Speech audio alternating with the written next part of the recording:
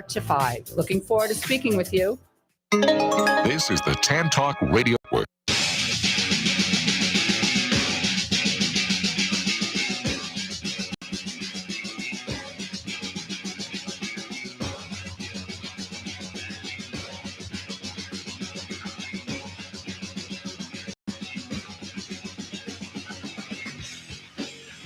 Good morning, everybody. Welcome to the Knife and Fork Radio Show right here on the Tan Talk Radio Network in beautiful downtown Clearwater. Hopefully everyone had a good last couple of weeks. We had to do a best of last week, unfortunately, because we had an illness, nothing crazy, but everyone's okay, and we're back live with everybody today. As always, the phone lines are going to be open, 727-441-3000. We're here to answer some questions, hear some stories, talk about some fun stuff, just kind of cut up and laugh a little bit and have a great time. Usually it's myself and Mike, my co-host, but Mike's unable to make it into the studio today, so I'm going solo today with my producer back in the production room. Big Ed back there, he always kind of keeps us going and keeps the show moving along and always has some fun and interesting stuff to add to the table during our broadcast. So today it's just going to be myself and it's going to be Ed. Ed, how you doing back there today in the studio, my man? Hanging in there. Hanging in there. That's what I like to hear. We're all hanging in there. It's a beautiful Thursday morning. Thankfully, that nasty weather that we had the last couple of days is behind us. It was terrible. I'll tell you, there was a couple of, not tornadoes, but some such severe weather in downtown Newport Richey. One of the restaurants down there, Zen Forest, the roof got ripped completely off of it. I saw the pictures in the aftermath, and it was pretty brutal, man. I don't know. For all those of you that's been listening over the course of the last few weeks, I finally got my vehicle repaired. I finally got it back, which is nice. That's one load of stress that's off the table. But that weather actually took down the sign over at Sun Collision Center 2 days ago. There's a big metal post holding the sign up, and it just ripped it. It sheared the metal post right in half. It was unbelievable. It didn't even seem that bad to me. I was at home on the couch watching TV, and I heard some rain. I heard some wind out the back door. Then I left my house. I went outside, and it looked like a war zone in my neighborhood. All the garbage cans were flipped upside down, tree limbs down on the street.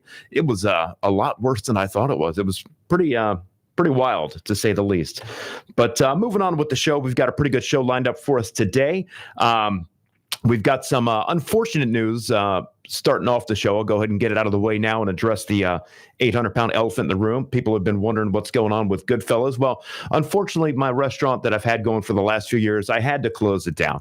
I was able to get rid of it and get rid of the assets and sell it off and make a little bit of money on it. But it was one of those things where the stress level was just, it was tearing me apart from the inside out.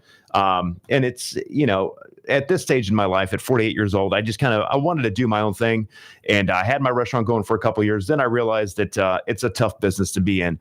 And this time of the year, or this time of the decade, rather, is an extremely tough time for the restaurant industry. I was reading an article, I believe it was on Tuesday, and they're talking about the restaurant apocalypse is what they're calling it right now, because there's such a lack of disposable income in the area and across the country that these well-known restaurants that have been in operation for years, chains, mega money restaurants, they're suffering, and they're filing for Chapter 11 out there. It's a tough time to be in the restaurant business. You got to have a niche, and you got to have a loyal following. And I had a loyal following, and I had a nice little niche, but I just couldn't take the stress level anymore, and I had to get out because it was just one of those things that was just driving me up the wall. So I made it out. I made it out clean. And I'm doing a little bit of consulting work right now. Ed, no, you're not familiar with the Newport Richey area as much as I am, I would imagine. But there's this brand new restaurant that just opened up about 3 weeks ago or so. It's called Latitude 28. It's right almost on the intersection of Rowan Road and Highway 54. These folks just opened their doors about 3 weeks ago. They've got a very talented executive chef that's taking care of the kitchen for them. They've done such a beautiful, beautiful job with the dining room. I mean, you walk into the place, it's elegant. The tables are fixed. There's beautiful decor all over, a beautiful hardwood grain bar with full liquor, wine, beer, everything that you need for your dining experience. And I'm kind of helping those guys out a little bit now. I met the owners when I was building Goodfellas. We just kind of met roundabout, through some transactions that we were doing, buying, purchasing equipment back and forth and whatever. And they reached out to me and said that they just want a little bit of structure and a little bit of help, kind of launching the restaurant and doing it properly. So I said, you know what? I just got out of my restaurant. I've got nothing to do except for watch the news all day. I'd be more than happy to come over there and give you guys a hand and help you out. And I'll tell you what, man, these guys did a beautiful, beautiful job building this restaurant from the ground up. It's an amazing spectacle when you walk into the dining room, and the food is top notch as well. And, they're really anticipating having a really good crowd and doing a great business in this. And, moving forward, I see no reason why they shouldn't, because they've really done their homework and their research. And they've got some really talented cooks on the line. Like I said, they've got a very talented executive chef that's in charge of the operation in the back of the house. Beautiful food hits the table, locally sourced liquors and wines and beers and things like that. So it's an ultimate dining experience, start to finish, when you walk in. And they've been open, I'd say, for about 3 weeks now, and they've got nothing but 5-star reviews across the board. With that being said, all of my delicious sandwiches and things that I sold over at Goodfellas, I'm actually going to implement them into their lunch menu over here at Latitude 28. So for all of you out there that were my loyal followers at Goodfellas, that love the Don Vito, that love the Tony Montana, the Philly Leotardo, fear not, my friends. They're coming back, and they're coming back with a vengeance. We just took a couple of weeks off. They're going to be in the kitchen over at Latitude 28 on the almost the intersection of Rowan and 54. And I'm going to introduce them slowly. So, a couple at a time, so that way we don't overwhelm anybody. When I get there today, as a matter of fact, as soon as the show is over, I'm going to roll out my Tony Montana, my famous Cuban sandwich, and I'm going to roll out my Philly Leotardo, the Philly cheesesteaks that everybody loves. So come on by and see us a little bit later on today. I'll throw out the address by the end of the show so that everyone knows where to go, and I'll throw out the phone number also. So just want to give you guys a heads up and let you know that I'm still here. My food is still going to be available, and we didn't go anywhere. We just took a little break, and we're coming back full force. And we've got a new, nice setting that you can come in, you can dine in, you can sit at the bar, you can have a drink with your Don Vito now if you want, and you can have whatever you like. So moving on. My Goodfellas restaurant page that I used to have, the Goodfellas Knife and Fork, we've actually converted that into a Pasco County restaurant page, which is kind of cool, because now, instead of just talking about my Goodfellas recipes and all my goings on with my cooking videos and my instructional videos that I used to post up there, now what we're doing is we're promoting local restaurants in the Pasco County area full force. And I'll tell you what, the people that were my fans before are still on there. They're loving the new page. And I've picked up almost 1,000 followers over the course of the last week with this new venture that we're doing with this. So if you want the details and you want the beat on the new fresh local Pasco County restaurants with reviews and everything else, stop by my page. It's called Pasco County Restaurant Page. Give us a like, give us a thumbs up, give us a follow. You won't be disappointed. And as always, every week, you're going to hear my radio show streamed live on that Facebook page. So that way you don't have to worry about tuning into a radio station. If you'd like to stream, like I know a lot of people do these days, you can stream it live right from the Facebook page as it sits. All right, so moving on, we're going to get into a little bit of restaurant news like we always do. When we come back from the break, we're going to have a top 10 list, and then we're going to have like an open forum like we always do towards the end of the show. And I might even throw in a little bit of story time again this week. And this is pretty crazy. Going back to the fact that it's what's called, quote unquote, the restaurant apocalypse right now. The big news in the restaurant industry is the Red Lobster situation that's going on right now. Did you hear about that? Yeah. It's terrible. It's terrible. And it's not necessarily the restaurant apocalypse that's causing Red Lobster to be under all this stress. It's apparently the endless shrimp promotion that they ran. Whose fault is that? It had to have been the CEO or the marketing director. So why not just fire him? Yeah. Keep the stores open. I know, and call it a day. Apparently, they just closed 18 restaurants over the course of the last few weeks. Actually, the last week. And no notice, nothing, just shut the doors. Yeah. All the employees came to work that day, and there was the doors were locked and they couldn't get in. That's the unfortunate part about the situation. It's not the fact that Red Lobster's closing across the country and they're struggling financially. It is unfortunate, but think of the workers that go in there on a daily basis that, rely on that place for their paycheck to pay their electric bill, put food on the tables for their kids. It's terrible because you go to work and you just can't get in. You can never get back in the building again, Yeah, I mean, that's to come out and say it's all and dependent on one promotion. Yeah. A restaurant that's been in a staple in the community for how long? Oh my God! And it's just dependent on it's because we overextended the endless shrimp. Yeah. I don't really think it's all that. I think it's No, somebody's you a know, scapegoat. Yeah, absolutely. And restaurants that have been around a while tend to live off their past experience and their past success, Right. and don't keep up with the times. Yeah. Which would be changing the menu up a little bit, Making it a little bit, keeping up. doing Yeah. different things. Yeah. Because some places, well, we've done the same thing for 20 years and it's worked.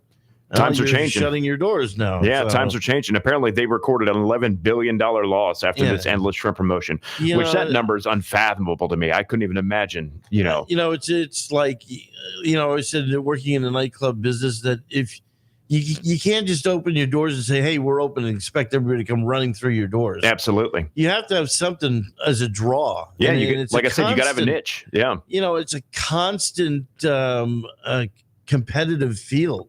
Oh my God! Is it ever? It's not month to month. It's week to week. Sometimes day to day. It's sometimes day to day. You Yeah, have to for the keep most up. part. You look at all the holidays. You have to have promotions. Yeah. You have to have this, and then there's cutbacks. Oh, for sure. There's cutbacks, and then some stuff wasn't getting done. Mm-hmm. Yeah. And a lot of people don't understand also that in the restaurant business, if you're running everything perfectly, banging on all 8 cylinders, and you're doing everything correct, your labor cost is in line, your food cost is perfect, all your utilities and everything are where they need to be, and your rent, your lease is negotiated properly. The best you can do in the restaurant business is run a 15% profit margin. And that's not that much if you think about it. Do the math. So on a $1,000 day, you're making $150 in profit, and out of that profit, you need to build the business, you need to advertise, you need to promote. It's the owner benefit of $1,000 day in sales is, at the best case scenario, the absolute best case scenario, $150. When you're starting out in the restaurant business and just opening up, is there a lot of waste? Yeah, there's a lot of waits. There's a lot of mistakes. That's why during training and during the opening process, mistakes are being made because you order food and it's hard when you first start out. Yeah, you don't get the crowds. Right. Then eventually that food does go bad. Of course, yeah, because you don't know what to expect when you open your doors. So is there a lot of waste in that area? Absolutely. Unless you're doing something along the lines of like pre-made, frozen, like kind of bar food and bites and things like that. Right. If you're dealing with a nice restaurant, with fresh product and fresh salmon, fresh chicken, hand cut steaks and things like that, then you definitely run the possibility of excessive waste in the opening. I would watch the Kitchen Nightmares with Gordon Ramsay, and he was always about, it has to be fresh.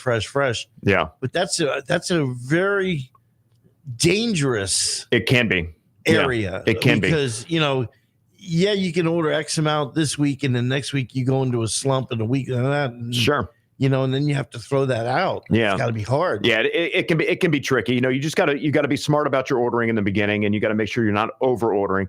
The thing about it is, these trucks that come and deliver the food to these restaurants, they run 5-6 days a week. So as long as you order enough to get through, 2, 3, 4 days and then do it again, then you're going to be smart and you're going to be safe. But if you order a ton of food expecting, like a $30,000 week as soon as you open your doors, then absolutely 90% of that's going to go into the trash, unless you're a big name, like a chain that's got name notoriety that people know and trust. And then, that day you open your doors and, you've got a flood of people that have been waiting for you to open. But if you're just a small independent, a no-namer per se, then absolutely, man, you're really faced with that task of utilizing all the ingredients before they go bad when you're just getting started. And then the cost of everything has gone up. You know what? I can't even get into the cost of everything. It's incredible, man. I just going through the grocery store, I can imagine, but I can't imagine what it's like in the restaurant. It's tough because chicken wings or what. And a lot of these things you can't order, by the each. You have to order cases of things at a time. Yeah. The suppliers won't split the cases. So if you only need 10 pounds of chicken wings to get through, like a couple of days, you still have to order 40 pounds of them. Yeah. Because they're not going to send you just 10 pounds of chicken wings. It's a waste of their time. It costs more than that for them to turn their trucks on and drive it out to you in the morning. So, you have to order cases. I went to one of our favorite places to go and get chicken wings, and it was 12 wings for $18. Oh yeah. Yeah, for sure. I remember 50-cent wing night, stuff like that. Those days are gone. There's a couple of places out there that still do it, but I don't know what they're serving you. They're few and far between. You know what I mean? Look at I look at like when I go to buy chicken, say at Walmart, the chicken breast was $1.99 a pound. Yeah. Oh yeah. And then we had that thing where a bunch of chickens were killed or Yeah, I set remember on that. fire or Yeah. whatever. Well, Yeah. the chickens went on strike. Yep. Exactly. And it all of a sudden went to like $2.97. Oh yeah. Yeah. You know? And trust me, in the business, we felt that pinch. You know what I mean? And then we figured out, well, let's get chicken thighs because they were still $1.99 Sure. a pound. And then they got hip to that. Of course. And bumped that up. Supply and demand, man. And then you saw chicken wings go up, Chicken wings have been out of control expensive for the last couple of years. I mean, they're ridiculously expensive at this point, So you have to get $18 for a dozen wings if you want to make any money on them, It's not because they're gouging you. It's just they need to make their profit. They have to be good wings, too. They can't be pigeon wings. Where do you like to go for your wings, Ed? What place do you go to? Abe's. Where is that? I'm not familiar. Abe's is on Missouri. Oh, okay, so it's out here in Clearwater. Yeah, I've known Abe's. Abe bought Mugs and Jugs back in the day. Oh, okay. On Gotcha. 66th Street from Norman Glory. And then he opened up another one. Yeah. And another one. And then he bought the stadium and changed that. And they do them right, huh? Yeah. Yeah. It's, are you blue cheese or ranch, Ed? What do you it has to be blue cheese. That's what I'm talking about. That's why I like you, Ed. When a server comes over and goes blue cheese or ranch, I'm like, do you really have to ask people that question? I'm telling you, I can't get down with the ranch. I don't understand why people do it. I mean, it's very popular, but me personally, man, I need that chunky, I need that skunky blue cheese on there. It just works. Have you seen these foodies that go around? Like, I think it's on Instagram. That sit in their car and they rate food. There's one girl, she's local, right? Very good looking girl, and she goes all over the place. She's got like 100,000 followers. No kidding. Yeah. Wow. Now I don't mess around with Instagram. I'm not a social media see guy. if she'd stop by sometime. What's that? I'm sorry. What's that? I sent her a message, see if she'd stop by sometime. Yeah, there you go. On your show. Oh, on my show. Yeah, I would love to have her in the studio talking about different places. I'm sure she's got a ton of experience going around rating different restaurants. That's her job. But she did that. She went somewhere and checked the Wingstop, I think, and she had ranch. And I was like, well, you just ruined it. And she's a food critic. Yeah. All right. Maybe we won't have her on the show then. Well, maybe she can explain why. Yeah, there you go. Yeah. We've got some questions for you. I don't know what your name is, but I need answers. Maybe their garlic flavored wings are better with ranch than they are with blue cheese. Yeah, I don't know. Yeah, I don't know. Yeah, who knows? But it's getting. I'll tell you what, it's getting real tough out there. It is, unfortunately. Bricado's in Tampa. Have you out here? I'm sorry, not out here, but out in Tampa.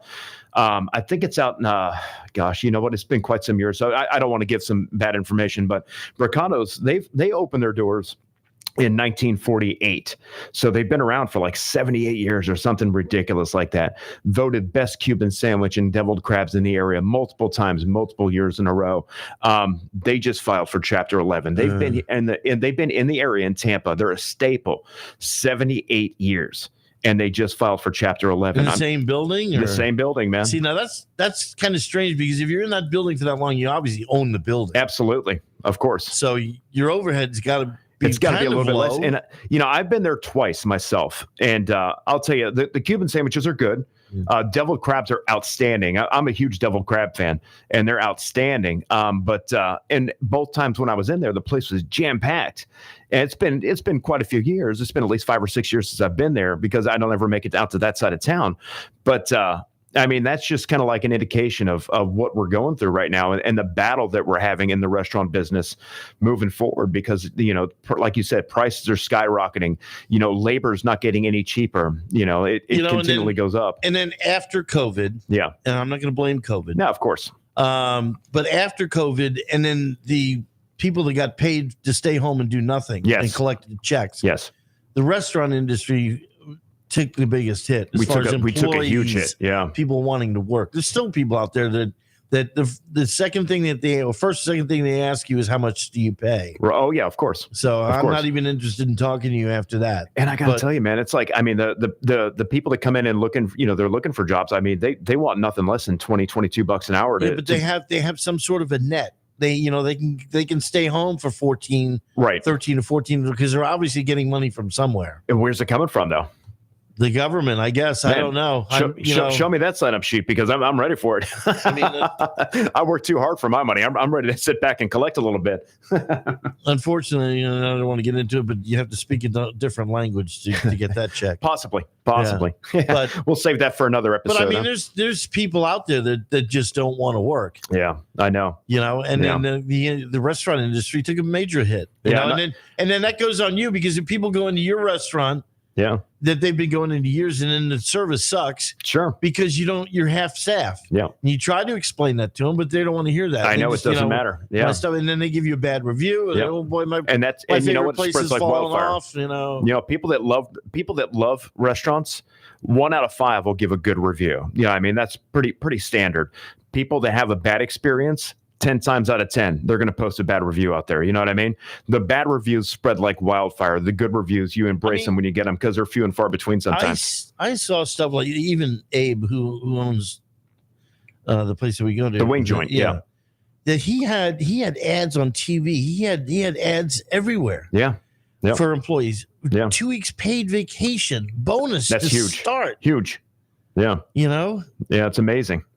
It's tough, man. I'm telling you, it's tough out there. Between the staffing and the rising costs, and like I said, if you don't have a niche this time, this go around with your restaurant, then you'll just get swallowed up and lost in the crowd. Unfortunately, I mean, it's spreading like wildfire right now. The good thing is you're not in California, where it's $20 an hour. Well, not yet. You know what I mean? I don't. DeSantis is not going to let that happen. It's getting up to where I want to say we've already bumped it. I want to say in May it's bumped to 13 an hour, and I think the cap on that is 15 in Florida. But even still, that's tough, man. You can only raise your prices so much before you outprice your business, because you have to pay to staff it. And if you get a superstar employee, you don't mind paying that, of course. But you're paying the ones that are going through the motions the same thing. Absolutely. You got one person that's doing 5 jobs and doing it well, and then one guy that's barely doing 1 job. Yeah, and I think and getting the same amount of money. When I had Dee in here a few weeks back from Chicken Salad Chick, that was one of our topics on the show that day. She says you could take a guy like me with a ton of experience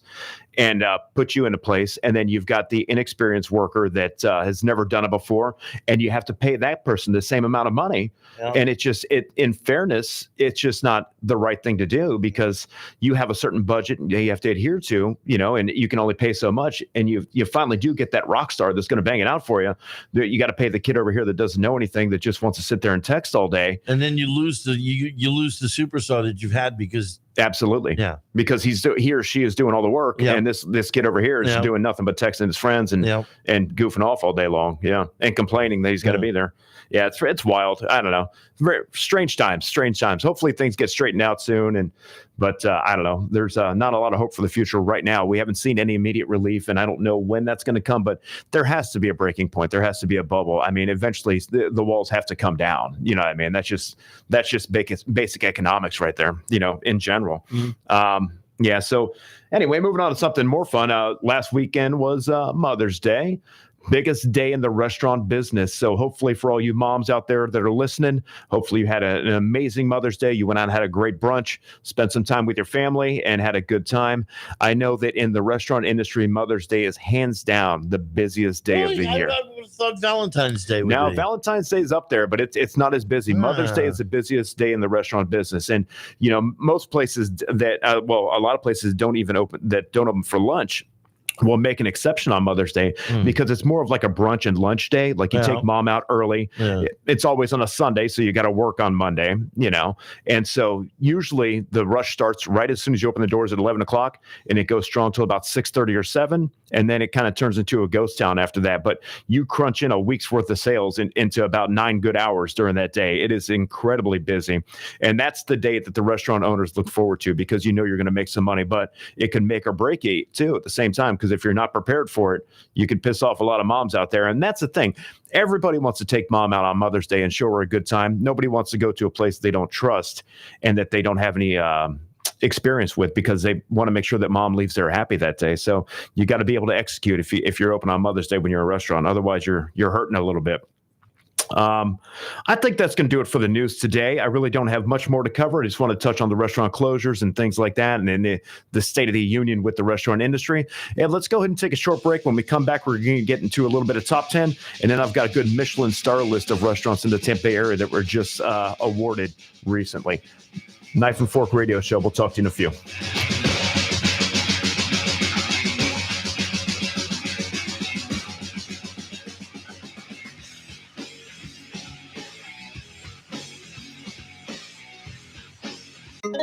This is the Tan Talk Radio Network.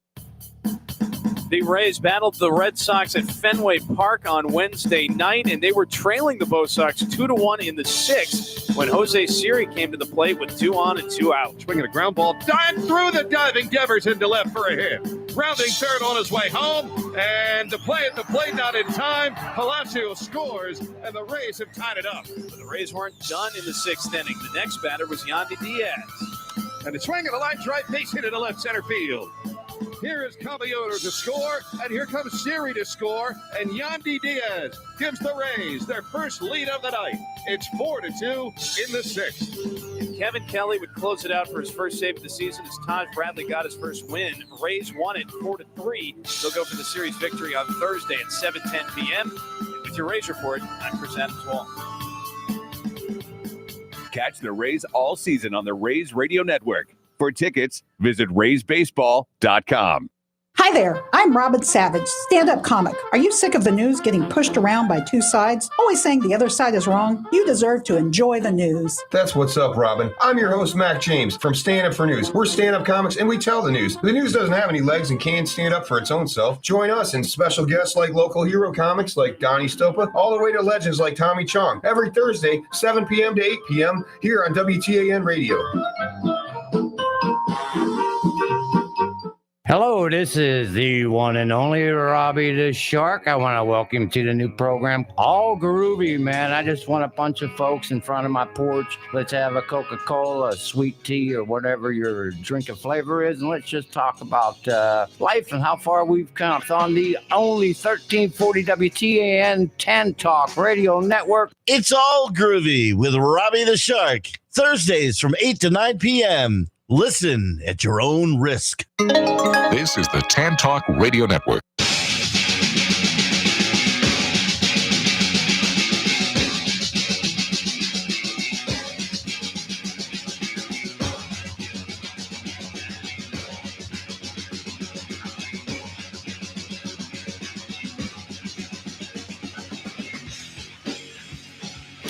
Welcome back, everybody. You're listening to the Knife and Fork Radio Show with your hosts, Mike and Eric, but Mike is not here today, so it's just your host, Eric, and my co-host for the day, Ed, back there in the production room. We're running the show today. Mike, just a message to you. We don't need you to run a great show, all right? I got Ed back there. We're getting it done on our own. We don't care. We're crazy in this studio.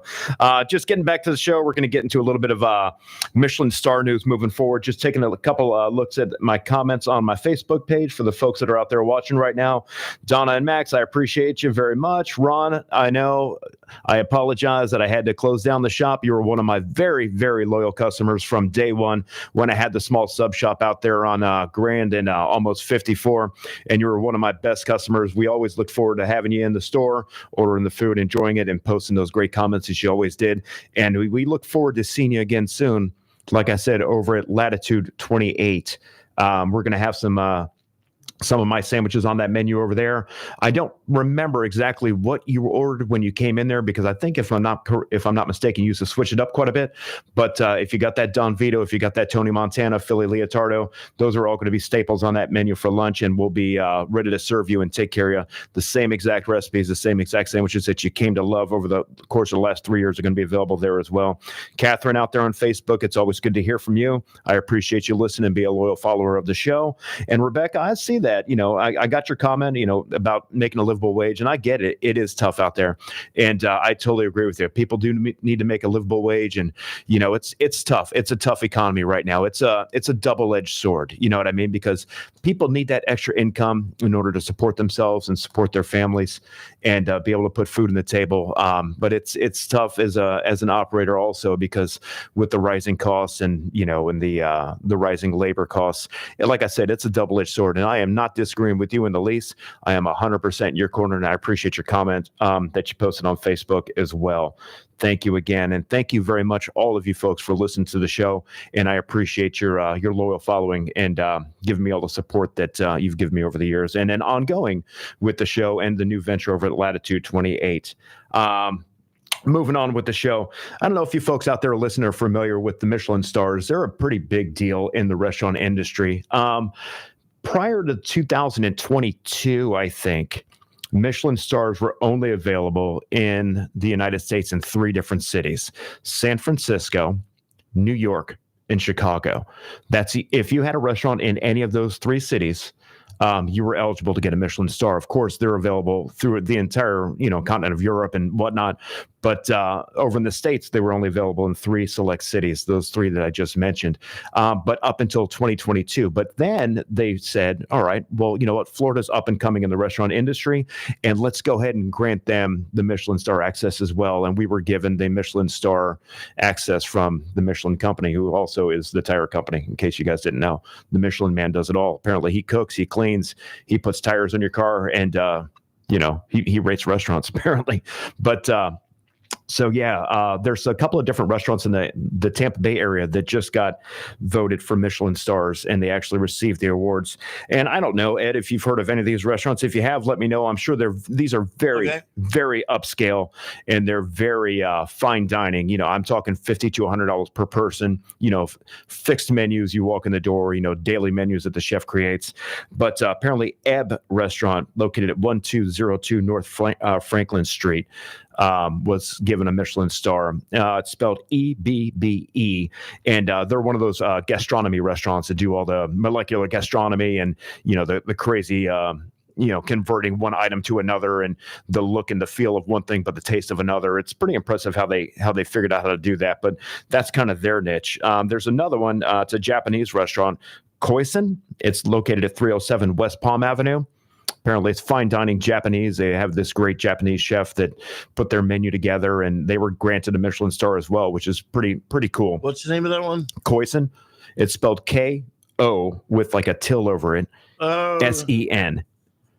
Weren't they just in the paper? They may have been. They may have been talking about the Michelin star award. They were talking about the fact that they were using fern plants.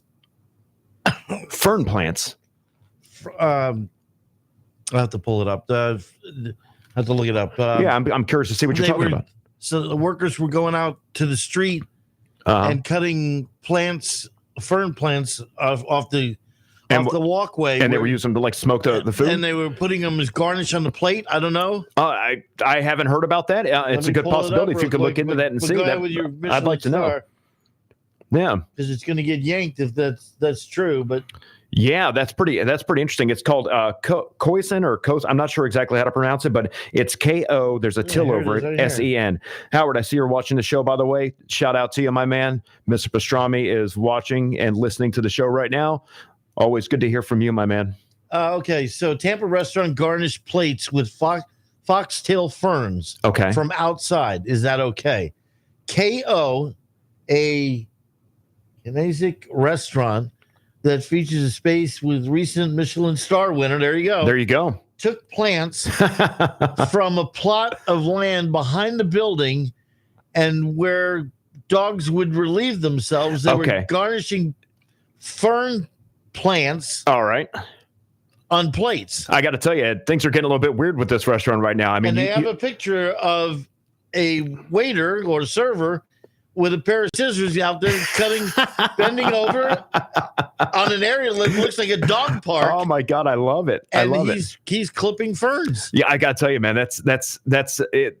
I don't know if that's impressive or if that's disgusting. I have no idea. I'm at a loss for words at this point, and that doesn't happen in my life very often. Normally, I can talk until the day is long, but that's pretty crazy. I'll tell you what, he might have seen that, and the chef of that may have seen that restaurant over in, I believe it's in Finland. It's called Nona, and the chef over in that restaurant, he was rated the #1 restaurant in the world for like 6 years in a row, #1 restaurant in the world. And what this guy would do is he would go and forage, and he would find stuff out in the literally in the forest behind the restaurant, and he would bring that that in. Like he would use the bark from the trees out back, and he would use the ingredients that he foraged from the ground outside of the back of the restaurant, and he would incorporate those into his ingredients. And he got voted best restaurant in the world for like 6 years in a row. Very eccentric guy, by the way. I don't know if there's any relation between the two of them, but it kind of reminds me of that because well, there's the difference between going in the forest, right, and an area where people walk their dogs and they lift their leg. Yeah, that is kind of weird, man. I've never yeah. Well, all right. Well, you know what? They got the Michelin star. If you guys want to go try it out, go ahead. If not, then let's try this next place. Don't order the fern. Don't order the fern. Koya is the other one that's gotten rated for a Michelin star. It's spelled Koya. They're located at 807 West Platte Street. That's another Japanese cuisine that got nominated. So we've got two Japanese restaurants. One has ferns that have been peed on, and the other one is got the Michelin star as well. Lilac, I've heard of this one. They're at 500 Channelside Drive, kind of like an international Mediterranean style cuisine. I've heard they do a great job from what I understand. They just got given a Michelin star. And then the last one would be Roca, and that's in 323 West Palm Avenue in Tampa, and they have like an Italian style cuisine, which is pretty nice. So shout out and congratulations to all the Michelin star winners. Even if you are using ferns that got peed on in the backyard, you earned them, and you know what? Good job in what you've done, except for the ferns being peed on. And we're going to roll into a top 10 list right now. This top 10 list is pretty nice today. I've got the top 10 ranked by the Tasting Table national sub shops in the country. Now, we're not talking about restaurants. We're not talking about chains. We're talking about just plain old sub shops. At any point, if you'd like to take a stab at this, I actually have number 21 through number 1 listed. So we're only going to cover the first top 10. But if you'd like to take a stab at any of these and see which one is going to be on my top 10 list that I have in front of me, by all means, think about it. These are for what now? Top 10 national sub shops across the country. Sub, yeah, sandwiches, yeah, heroes, subs, I don't know, whatever you call them. So I got to try to pick number 1. Yeah, you should. But I'm gonna tell you right now, Ed, you're not going to pick number 1 because I've never heard of this place. Okay. All right, so get away from number 1. Anything else, though, you've probably heard of and you're probably familiar with. I think we could probably throw into the bucket there Firehouse and other, Jimmy John's. Yep. You're like that. Firehouse came in at number 7 on the top 10 list, which is nice. They do a really good job. I do enjoy a good Firehouse sub from time to time. I don't eat there nearly enough, but every time I do, I've never had a bad thing to say about them. They always do a great job. Jimmy John's made the list, but they made the list at number 17. Wow. Which is surprising to me because there's Jimmy John's everywhere and their delivery service is so on point. I mean, they're everywhere, but I haven't heard the best reviews from them. Yeah, I don't mind it. When I go to Jimmy John's, Firehouse is good. I like the Jimmy John's JJ Gargantuan, they call it. And again, I don't get it very often, but it's just loaded with all the different meats. It's got when I eat, it's time to eat, man. It doesn't matter. And I get there. It's like the biggest sandwich that they have on the menu. I take it down in like 5 minutes. How far did Subway fall? Subway actually made the very last one at number 21. Wow. Yeah, you believe that? Number 21. Yep. What a fall from grace. You know what? Here's what happened to Subway franchise. You get a franchise that just runs itself rogue. Right. They don't participate in some of the promotions that are going on. Yep. They're rude. Yep. The workers suck. Yep.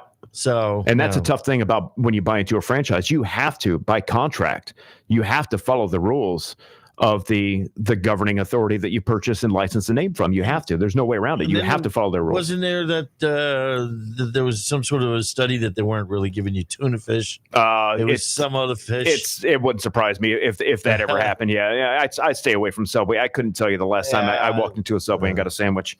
Number 9 on my top 10 list for today, McAllister's Deli. I know we've got one over in Tampa, over by International Airport. By TPA. I've never eaten there, but apparently it's a great nationwide chain. And they made the list at number 9. I actually skipped over number 10 because I can't read my own handwriting sometimes. Number 10, everyone knows this. I actually just got myself one of these the other day. Believe it or not, nationwide Publix I would put number 10. I'm surprised it's not up higher, but they're not everywhere. They're not everywhere, but apparently, it made the list. That's how good they are. Yeah. And I'll tell you, they do a great job. They still have the same customer service level that Publix makes the employees have. Yeah. You go up there, everyone's smiling, good quality ingredients. They've got freshly baked bread all day long, and they do a great job. And their deli and their sub line is jammed up. And you can order ahead. You can order ahead. You can go. We've done that for football season. Absolutely. Yep. Just go online. Yep. Order it ahead of time, walk in, pick it up. And it's ready to go. Yeah. You pay for it online. You just go and grab it. Yeah, you just walk in, pick it up. I've done that a couple times too. Yeah. I hate to say it because I own the sub shop, but Publix makes some really good subs. I don't mind going and getting a Publix sub every once in a while.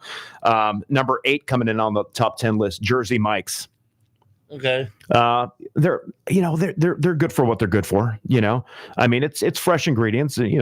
What I found about Jersey Mike's is their execution and their speed is really lacking. I mean, I've only been to Jersey Mike's maybe 2 or 3 times in my life, and every time I've gone in there, I order at the counter and then I sit for 15 minutes and there's nobody else in there. So it's like watching paint dry on the walls, watching these guys execute these sandwiches.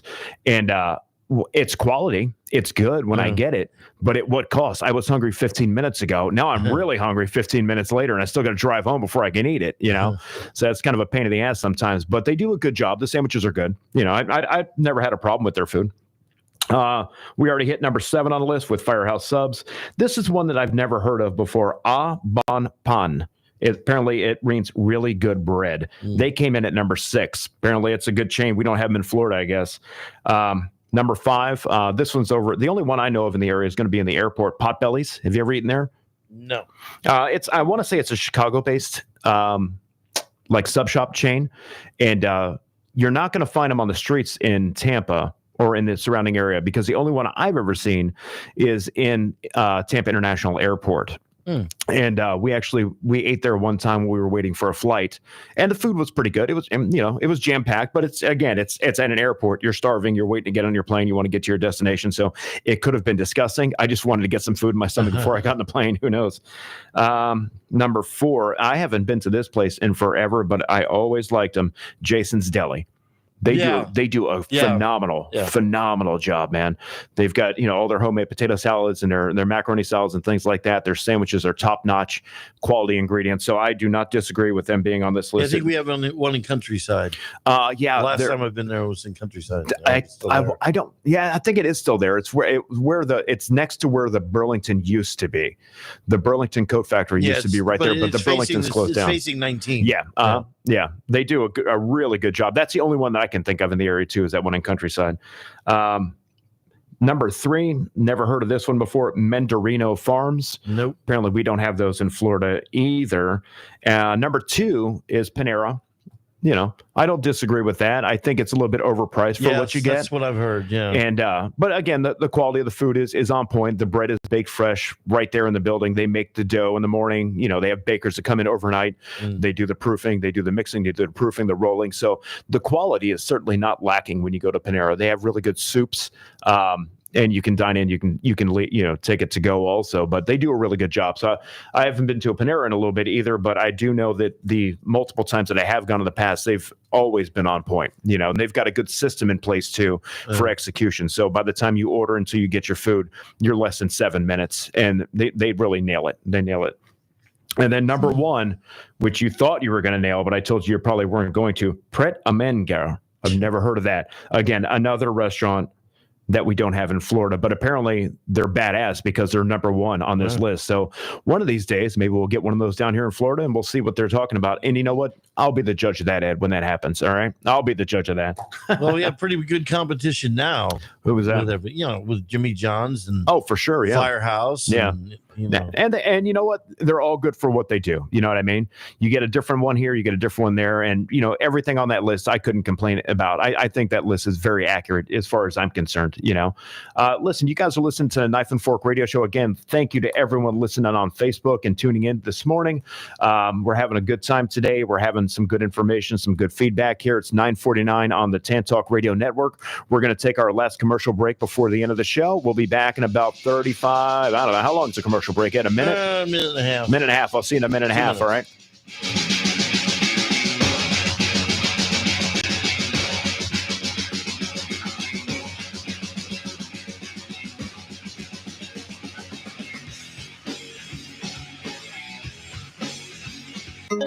This is the Tan Talk Radio Network. Tune in to the Shrink and Wrap Show here on Tan Talk Radio. Our stories and our topics will include but are not limited to everyday issues. We're here for you, for our listeners. We want to know what's important to you. So again, don't miss us on Tan Talk Radio. Tune in again, Shrink and Wrap Show. We'll see you then. That's the Shrink and Wrap Show every Thursday from 3 to 4 p.m. right here on the Tan Talk Radio Network. Hey, you new to the area or just want to know about the best hidden gems and upcoming events? Stay tuned. Be Local Buzz with Devin takes you to these places, introduces you to the best businesses, and tells you about upcoming buzz. Preset your radio to Tan Talk 1340 AM or 106.1 FM every Thursday from 4 to 5. That is the Be Local Buzz with Devin on Tan Talk 1340 AM and 106 FM every Thursday from 4 to 5. Looking forward to speaking with you. Why is it conservatives find it impossible to tell the truth? They even invented alternative facts, which, as we all know, is simply a dog whistle for lies. If you're ready for just plain straight talk about events of the day and the real facts to back it up, join Ed Golly every Thursday morning at 10 a.m. for the Voice of Reason here on the Tan Talk Radio Network. This is the Tan Talk Radio Network.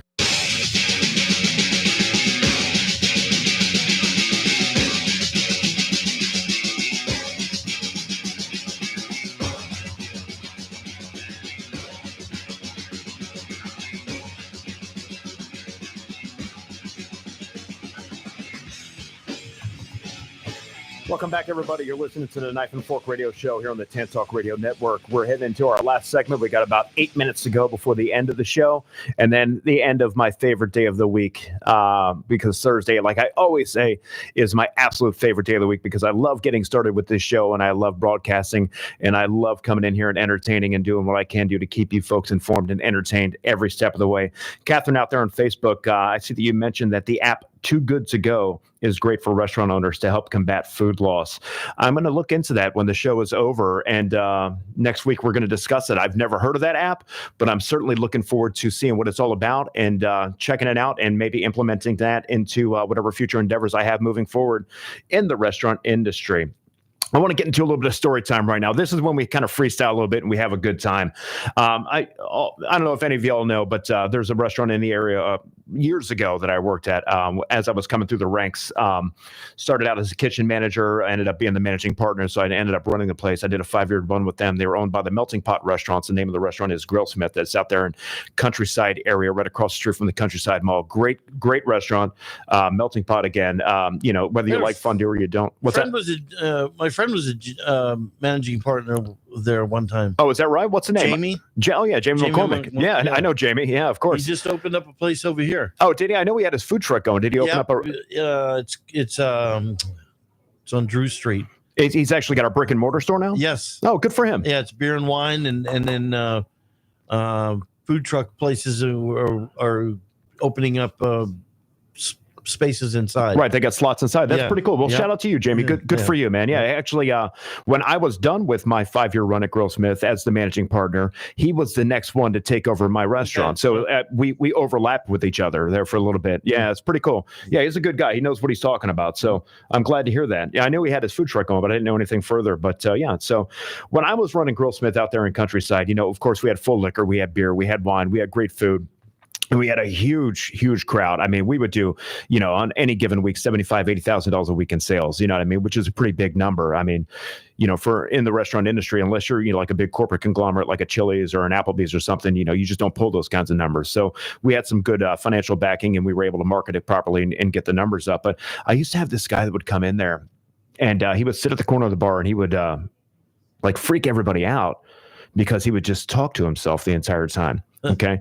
And when I say he was the biggest man I've ever seen, I'm telling you, he wasn't overweight. He was just gigantic in stature. I mean, he could have been a professional wrestler. And so he was this big, intimidating guy. And he would just sit at the corner of the bar. He would just slam Guinnesses like they're going out of style, right? One after another. And he would sit there and he would talk to himself the entire time, but he always did the right thing. He was, he knew what was going on, but he apparently just liked to have conversations with himself when he was sitting there. But they were out loud conversations, and he would sit at the chair all the way in the corner of the bar. It was seat number 115 is what the seat number was, and he'd sit over there against the wall, away from the crowd. But when the restaurant got busy, the entire bar filled up. So there was somebody sitting next to him at seat 114, 113, so on and so forth. And everyone behind him was sitting there as well. And he's sitting there just talking to himself. And he would just talk and talk and talk. And, he would kind of weird people out. And, I wouldn't get complaints from people, but you could tell like the looks in their faces and whatever. So he would come and go. And he would for some reason, he would always come around during like the holiday season when it was our busiest time of the year, right? And then he would go away during the slow time. It's like, come in during the slow time and do it. Don't come in now when I got a packed house. So there's one day in particular, he comes over and he is like literally having an argument with himself over the bar, or over his Guinness rather. I'm sorry. And he's just yelling at himself and causing all sorts of a ruckus and chaos in the at the bar area. And so the bartender comes over and he looks at me. Of course, I'm in charge. I'm the last line of defense. So I'm the judge, jury, and executioner in this building. And I'm also the bouncer at this point, right? So the bartender comes over. It's like, Eric, you got to do me a favor, man. You got to get this guy out of the bar. I don't remember what his name is. It escapes me right now. We'll just say Mark for conversation purpose. He's like, you got to get Mark out of the bar because he's really freaking everybody out. He's arguing with himself and he's drinking beer like it's going out of style. And I said, all right, well, I said, give me just a second, because mind you, this guy was massive. I mean, I'm 5'11", 215 pounds. This guy was every bit of 6'4", 6'5", 325, and solid as a rock. And so I'm collecting myself. Obviously, he's got some sort of a mental disorder, that's, he's dealing with or not dealing with his medication. And I go over, I said, Mark, I said, how you doing over here today? And he looks at me square in the eyes like, I'm doing good, Eric. How about you? And I said, I'm good. And I made sure that I went behind the bar and not on the outside, where if he decided to freak out and rip my arms off and beat me to death with him, I was safe because he had to jump over the bar top. And I said, what you doing over here, man? And he's like, oh, And I said, listen, buddy, I said, I know you're a good regular. You come in here all the time. We appreciate the business. I said, but you're kind of yelling at yourself right now, and all these people behind you are complaining, and you're freaking everybody out. I said, what's going on right now? And I swear to God, Ed, he stands up, pushes a chair out from underneath him, puts his arms up like Christ the Redeemer statue in Rio de Janeiro, looks at me square in the eye and says, well, I'm just playing cards with Jesus. And I said, excuse me? Oh, boy. And he's like, I'm playing cards with Jesus. And he had about 3/4 of a Guinness in front of him. And I put on my big boy pants and I grabbed the Guinness and I dumped it down the drain. And I said, Mark, I said, why don't we save that card game for a little bit later on in the evening after hours? I said, because right now you're scaring everybody in the bar. I said, buddy, you got to go. Come back another time. See, today he could have gotten away with it by putting an earbud in his ear. That was my suggestion because the Bluetooths were still available back then too. And I'm on the phone. I used to tell the bartender, I'm like, just keep a Bluetooth back there and just give it to him and tell him to put it in his ear the whole time. And that'll kind of like, it'll keep people at bay a little bit. Yeah. So he left. And the bartender looks at me. He's like, he's still got an open tab. I'm like, how much is his tab? He's like, it's like $35-$40. I'm like, all right, well, we're gonna have to eat that. I just kicked the guy out here. I'm not gonna go chase him down now and go get $35. You know what I mean? I'm happy to just at least get him out of the building. So, I swear to God, the next day, what does he do? He comes in at like 2:00 in the afternoon, throws a $50 bill down on the bar and says, thank you for the beers yesterday. Left, and I never saw the guy ever again. It was terrifying, Ed. I'm telling you, man, the guy was so large and so crazy. And I was like, my personal safety is a concern at this point. That's a nice, funny little story that I had for you guys. I'm going to end the show with that, you guys. It's been a great time. It is Thursday, and we are going to be here next Thursday again. Hopefully, Mike, my co-host, is feeling a little bit better. We can have a little bit more laughs. We can have a little bit more fun. Come down and see me, guys, over at Latitude 28. I'd love to have you guys there. I apologize. I did not get the address. If you bear with me for just a moment, I'll let you know exactly where it is. It is on... I'm running out of time right now, and I can't find it. Listen, guys, look it up. Latitude 28. It's L''ATT IUDE, latitude 28. My world famous sandwiches will be on the menu starting today, and I'd love for you to come down and take a look at it and enjoy the sandwiches you've come to love. Look forward to doing this again with you next Thursday, Knife and Fork Radio Show.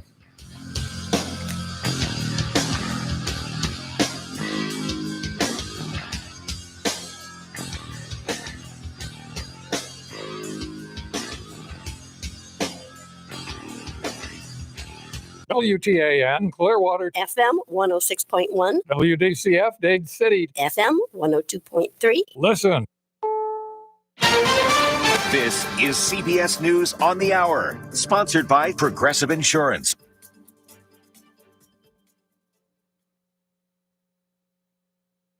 Over audio of his interview with special counsel Robert Hur. It's at the center of a Republican effort targeting the Attorney General. Correspondent Scott McFarland. Democrats argue this is a political ploy that really is headed nowhere. But two Republican-led U.S. House committees will mark up and likely vote to approve resolutions to find U.S. Attorney General Merrick Garland in contempt of Congress. They say he snubbed a subpoena ordering the Attorney General to have a special counsel turn over audio files of President Biden's interview with the special counsel during a review of classified records. Donald Trump's hush money trial is revving up again in New York. The former president's former fixer, Michael Cohen, is expected back on the witness stand for more cross-examination. CBS's Graham Cates. They've talked about vulgar social media posts that Cohen has posted. They talked about kind of his merchandising of his antagonism of Trump. And they talked about the previous times when he's admitted to lying under oath. The U.S. military put finishing touches on a dock in the Middle East today intended to facilitate food shipments to starving Palestinians. CBS's Cammie McCormick. A U.S.-built floating pier is now anchored to a beach in Gaza, and 2 ships filled with aid are on their way from Cyprus. Once that aid arrives, though, there will be many of the same obstacles, including a lack of fuel to deliver it. The pier could handle about 100 trucks or more a day, but it's not clear whether that many will be available. Police in Southern California have cleared out pro-Palestinian protesters who'd occupied a building at UC Irvine and set up an encampment outside. These professors among the demonstrators escorted out. I'm out here supporting my students who have the right to peacefully protest. There was no violence. There was no reason for a police presence. There was just a group of students standing there and protesting peacefully. There was no reason for this to happen. Russia's state news agencies say the U.S. soldier detained last week has pleaded guilty to theft charges, and he's now cooperating with investigators. Gordon Black was on his way home from duty in South Korea when he made a stop in Russia to visit his girlfriend. She claimed he stole $100 that belonged to her. Check out the highest paid athletes on Forbes' new list, and you won't find a single woman. Game, set, match. Serena Williams. Despite her tens of millions, neither Serena nor any other female athlete cracks the top 50. Soccer star Ronaldo is number 1, followed by Spanish golfer Jon Rahm. Both men play for the Saudis now. S&P futures are up 3. Dow futures ahead 20. This is CBS News. Sponsored by Progressive Insurance. Protect your family, your phone, and your furry friends with life, electronic device, and pet health insurance. This is Downtown Dade. How would you like to be able to promote yourself, your business, or someone else's business for less than the cost of one 60-second commercial on many Tampa Bay radio stations? Here's the deal. You can have your own 1-hour radio program on the Tan Talk Network for less than the cost of one 60-second announcement on many Tampa Bay stations. Your program will be on 2 Tampa Bay radio stations and will cover 4 million people in Florida, plus worldwide on the internet in both audio and video. And you'll have a web link for your business on the Tan Talk 1340 website. We provide the producer, the state-of-the-art equipment, free production of commercials, and much more. Check it out today. Call Lola O'Brien, the Irish Hawaiian, at 727-510-7622. That's 510-7622. Call Lola O'Brien now, 727-510-7622. Call now, and your 1-hour radio program can start tomorrow. Call 510-7622 for Lola O'Brien, the Irish Hawaiian, at the Tan Talk Radio Network. Carrie Harrison with you, inviting you to join me each Friday afternoon at 5 o'clock for Reboot Your Life, where we teach you how to get back the life you love. We not only open our Hollywood Recovery Rolodex, but we bring on the best of the best in coaches, doctors, and therapists just for you. All this is made possible by Riverside Recovery of Tampa, the go-to place when our veterans need recovery help. You can learn more at rrtampa.com, rrtampa.com, rrtampa.com, and join me Fridays at 5 for Reboot Your Life. On the T, Florida has moved to Thursday nights from 5 to 7 with more golf entertainment and inside information. From the PGA to the LPGA, LIV, and local events, show for scratch golfers, fun-loving hacks, two pros sharing insight along with a hack and Caddyshack humor with their talented entertainment team. On the T, Florida, 5 to 7 from Ferg Sports Bar and Grill, 19th Hole Clubhouse, and Ice Pick Vodka Studios. On the Tampa St. Pete Sports Connection, radio network streaming on FloridaSportsStream.com. Tee it high and let it fly on the T, Florida, and Ice Pick Vodka. Hi there, I'm Robin Savage, stand-up comic. Are you sick of the news getting pushed around by two sides, always saying the other side is wrong? You deserve to enjoy the news. That's what's up, Robin. I'm your host, Mac James, from Stand Up for News. We're stand-up comics, and we tell the news. The news doesn't have any legs and can't stand up for its own self. Join us and special guests like local hero comics like Donnie Stopa, all the way to legends like Tommy Chong, every Thursday, 7 p.m. to 8 p.m. here on WTAN Radio. Don't turn it off now. You need this stuff. Tampa Bay's Tan Talk Radio Network. I've said it before, and I'll say it again. It's time for the Republican Party to change its mascot from an elephant to an ostrich.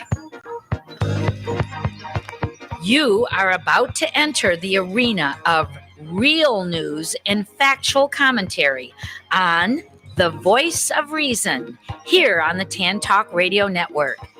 Now, here is your host for today's program, Ed Golly. Yeah, these lemmings who represent the Republican Party continue to show blind fealty to career criminal Trump, just embarrassing themselves, pretending that Trump is being persecuted. Meanwhile, the voters who support him continue to delude themselves about the so-called hush money trial, blindly convincing themselves that the trial revolves exclusively around Trump paying off the tramps who helped him commit adultery. Not true. Here in the studio with me today, Randy Campbell and Farrah Stokes. Farrah, what's it really all about? Paying hush money is not a crime. Why is Trump being prosecuted? Well, it says here in an interview recently, Andrew Warren, our duly elected state attorney, said that the case drew interview requests, and one key question he tries to clarify is the nature of the Trump criminal trial in New York, which is widely called a hush money case because it allegedly involved falsifying business records to pay women not to talk about sexual encounters with Trump.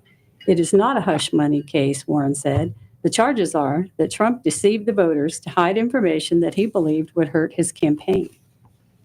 That's the real issue. Yeah, and falsifying business records, which there is ample evidence that he did, is illegal. The assertion also by these conservatives is that Trump is the only person that's ever been charged with this. But as a matter of fact, ever since 2015, so we're looking at roughly 9 years, it turns out just the state of New York has arraigned almost 9,800 cases involving the exact same charges. That means they're prosecuting about 1,000 people a year for falsifying business records in New York. It apparently is a serious crime. Apparently so, but the Republicans seem to have a short-term memory because they say that if this were a Democrat, they wouldn't be being charged. Yeah. Does anybody remember any Democrats being charged, not with falsifying business records or election interference, but just with an affair? Oh, yeah. Gary Hart, 1987, John Edwards, 2007, 2008. Both of them scumbags cheating on their wife. Both Democrats, both dropped out of races for president. And of course, Al Franken was the duly elected senator from is it Michigan, was it? Minnesota. Or Minnesota, yeah. Yeah, he never should have resigned. That was ridiculous. He had accusations But no, he didn't have an affair with anybody. He wasn't joking around. Right. He wasn't charged with assault or sexual assault or anything like that, and he resigned. So to say Democrats get a pass and the Republicans don't is ludicrous. Well, that's